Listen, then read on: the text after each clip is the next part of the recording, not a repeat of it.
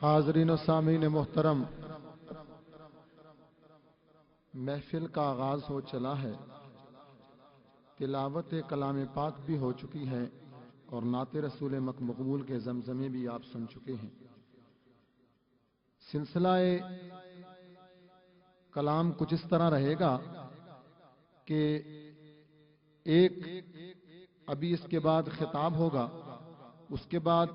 پھر ایک نعت شریف ہوگی، پھر خطاب ہوگا، پھر نعت شریف ہوگی، پھر خطاب ہوگا، اور ہر خطاب 20 سے 25 منٹ کے اندر خطیب ختم کر کے واپس اپنی جگہ پہ چلا جائے گا، اور اسی طرح نعت خان 15 منٹ کے اندر اپنا کلام پڑھ کے اپنی جگہ پر واپس چلے جائیں گے۔ اور اسی ترتیب کے ساتھ درمیان میں اسناد کی تقسیم بھی ہوگی۔ اس اسناد کی تقسیم میں میرے ساتھ دست شفقت رکھنے کے لیے معاون میں ہوں، اور اصل میں جو فرائض نقابت ادا کرنے والے ہیں علامہ لیاقت علی صاحب، وہ تشریف رکھتے ہیں، وہ آئیں گے، آپ کے ساتھ درمیان میں میری غلطیوں کی اصلاح کرتے رہیں گے۔ اس کے علاوہ آخر میں جس بات کے آپ منتظر ہیں وہ بھی دونوں ہوں گی، قبلہ شاہ جی کا درس بھی ہوگا اور اس کے بعد محفل ذکر بھی ہوگی، اور آخر میں جب دعا ہوگی اس کے بعد یہ پروگرام اپنے اختتام کو پہنچے گا۔ تو آپ تمام احباب سے گزارش ہے کہ انتہائی ذوق اور شوق کے ساتھ، محبت کے ساتھ درمیان میں ایک دوسرے کے ساتھ گفتگو نہ فرمائیں، تو محفل میں اس کے ذوق میں، اس کے پیار اور محبت میں اور اضافہ رہے گا کہ ساتھ سننے والا جو پیار سے سننا ہوگا، ہو سکتا ہے آپ کی کسی گفتگو سے اس کا دل اس وقت غیر مطمئن ہو جائے۔ تو اسی سلسلہ نعت کو آگے بڑھاتے ہوئے اب نثر میں نعت رسول مقبول صلی اللہ علیہ وسلم پیش کرنے کے لیے اور انتہائی پیارے انداز سے علم کے حوالے سے اپنی گفتگو کو آپ کے سامنے پہنچانے کے لیے میں جس ہستی کو بلا رہا ہوں وہ جماعت اہل سنت پاکستان صوبہ سرحد کے نہ صرف ناظم اعلیٰ ہیں بلکہ انتہائی متقی اور پرہیزگار ہونے کا جو انہیں سرٹیفکیٹ بہت سے بزرگوں نے دیا ہے۔ بہت پیار بھرے انداز میں جب گفتگو کرتے ہیں تو ایبٹ آباد کی وادیاں آج کل ان کی آواز سے گونج رہی ہیں، اور ضلع ہری پور سے وہ اپنی آواز کے زمزموں کو سمیٹنا چاہتے ہیں، لیکن شاہ جی فرماتے ہیں ہری پور بھی آپ کے ترانوں سے مہکتا رہے گا۔ تو اسی وجہ سے وہ آج کل ہری پور میں بھی ہیں اور ایبٹ آباد میں بھی ہیں۔ میں نام لے رہا ہوں حضرت علامہ محمد بشیر القادری صاحب، ناظم اعلیٰ جماعت اہل سنت پاکستان صوبہ سرحد کا، کہ وہ تشریف لائیں اور آ کر اپنے پیارے اور نورانی بیان سے آپ کے دلوں کو محظوظ فرمائیں۔ جناب علامہ محمد بشیر القادری صاحب۔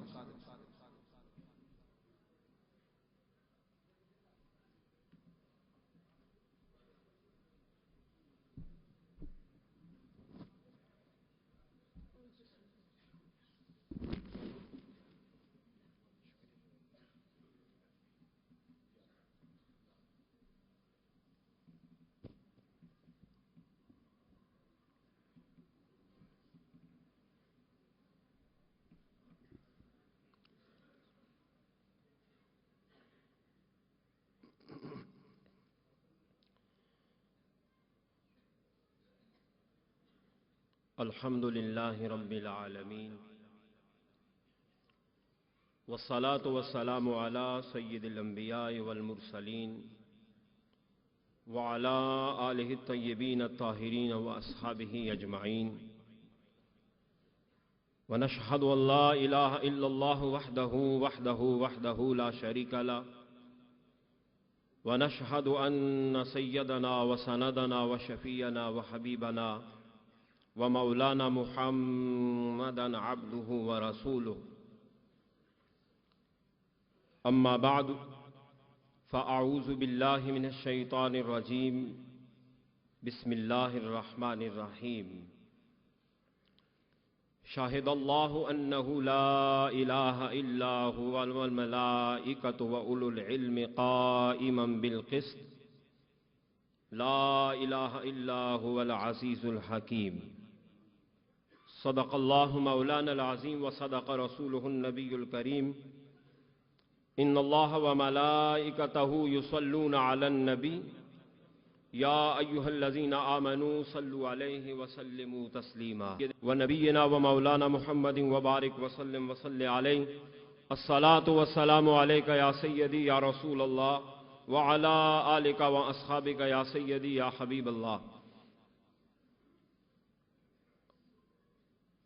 خالق کائنات، مالک الملک، اللہ جل مجدہ وعم نوالہ واتم برہانہ کی حمد و ثنا، تعریف و توصیف، اور سید الرسل امام الاولین والآخرین احمد مجتبی محمد مصطفیٰ صلی اللہ تعالی علیہ وآلہ وصحبہ وسلم کی بارگاہ اقدس میں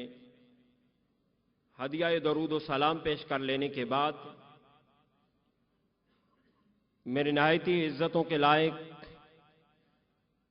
قابل صد تعظیم سیدی و مرشدی مفکر اسلام مفسر قرآن حضرت علامہ پیر سید ریاض حسین شاہ صاحب مدظل العالی دامت برکاتہم العالیہ، مرکزی ناظم اعلیٰ جماعت اہل سنت پاکستان،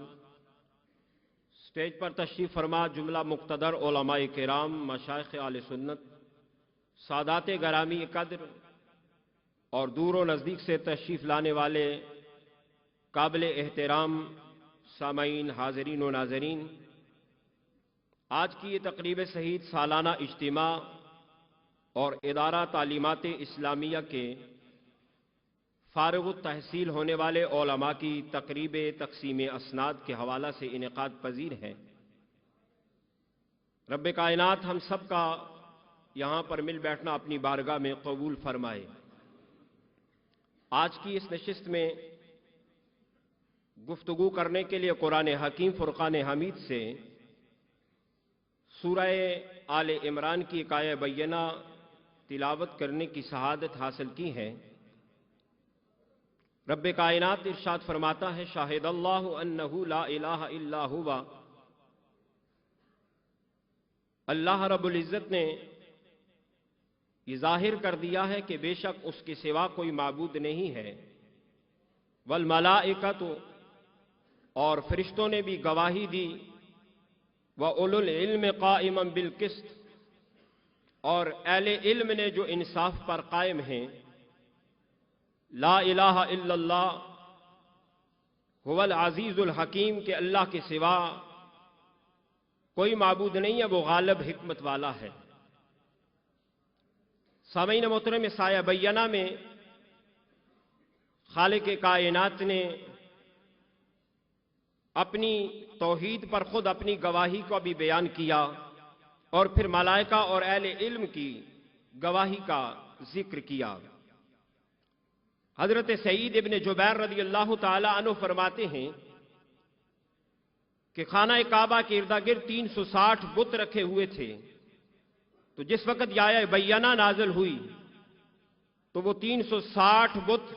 جو مختلف قبائل کے کعبہ کے گرد و نواح میں تھے، وہ سارے اللہ کے حضور سجدہ میں گر گئے۔ اور یہ وہ آیہ بینہ ہے کہ حضور سید دو عالم صلی اللہ علیہ وسلم نے فرمایا، حضرت انس راوی ہیں، کہ جو رات کو سوتے وقت یہ آیہ کریمہ تلاوت کر کے سوئے، اللہ تبارک و تعالیٰ اس کی قرات و تلاوت سے 70,000 فرشتے پیدا فرماتا ہے، جو اس پڑھنے والے کے لیے قیامت تک مغفرت کی دعا کرتے رہتے ہیں۔ علامہ آلوسی نے نقل کیا کہ شاہد اللہ انہ لا الہ الا اللہ، کہ اللہ نے گواہی دی کہ اس کے سوا کوئی معبود نہیں ہے۔ اللہ کی گواہی کیا ہے؟ علامہ آلوسی فرماتے ہیں کہ اللہ نے یہ گواہی دی کہ اللہ نے اپنی عالم آفاق اور عالم انفس میں ایسے دلائل ظاہر فرمائے جن دلائل کے ذریعے اس نے اپنی توحید کو بیان کیا۔ آفاقی اور انفسی دلائل کے ذریعے اس نے یہ بتا دیا اور ظاہر کر دیا کہ اس کے سوا کوئی معبود نہیں ہے۔ والملائکۃ وَأُولُو الْعِلْمِ قَائِمًا بِالْقِسْطِ، اور ملائکہ اور اہل علم نے یہ گواہی دی کہ انہوں نے مقام تفصیل کے اندر اللہ تبارک و تعالی کے مظاہر سے گواہی پیش کی۔ علامہ آلوسی فرماتے ہیں کہ ملائکہ اور اہل علم کی گواہی میں فرق ہے۔ ملائکہ کی گواہی من حیث الیقین ہے اور اہل علم کی گواہی من حیث المشاہدہ ہے، اور ملائکہ کی گواہی روحیت افعال سے ہے اور اہل علم کی گواہی روحیت صفات سے ہے۔ ملائکہ کی گواہی روحیت عظمت سے ہے اور اسی لیے ان پر خوف غالب ہوتا ہے، اور اہل علم کی گواہی روحیت جمال سے ہے، اس لیے ان پر امید کا غلبہ ہوتا ہے۔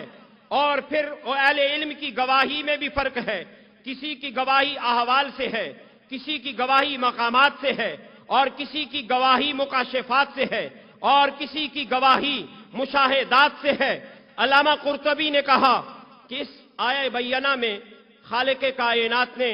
علم و عرفان اور علماء کی فضیلت کو بیان فرمایا ہے، اس لیے کہ اگر اس سے زیادہ کسی اور چیز کو فضیلت حاصل ہوتی تو اللہ اپنے اور اپنے ملائکہ کے نام کے ساتھ کسی اور کا نام شامل کرتا، ملاتا، لیکن یہاں پر اللہ نے اپنے نام کے ساتھ اور اپنے فرشتوں کے نام کے ساتھ اہل علم کو اور علم والے کے نام کو شامل کیا ہے۔ شاہد اللہ انہ لا الہ الا ہوا والملائکۃ واولو العلم، اللہ نے اپنے اور فرشتوں کے نام کے ساتھ اہل علم کے نام کو شامل کیا ہے۔ اس سے علم کی فضیلت اور شرف اور علماء کی بزرگی اور مقام ظاہر ہوتا ہے۔ اور سامعین محترم، حضور سید دو عالم صلی اللہ تعالی علیہ وسلم کو اللہ نے خود ارشاد فرمایا، اے پیارے حبیب قل رب زدنی علما، اپنی وما ینطق عن الہوا والی زبان سے ارشاد فرما دیجئے کہ مولا میرے علم میں اضافہ فرما دیں۔ اگر علم سے بڑھ کر کوئی اور چیز فضیلت والی ہوتی تو اللہ اپنے مصطفیٰ اپنے حبیب کو حکم ارشاد فرماتا کہ پیارے محبوب تو اس کا تقاضا کر، لیکن اللہ نے اپنے مصطفیٰ کریم سے فرمایا پیارے مجھ سے مانگنا ہے تو علم کا اضافہ ہی مانگ۔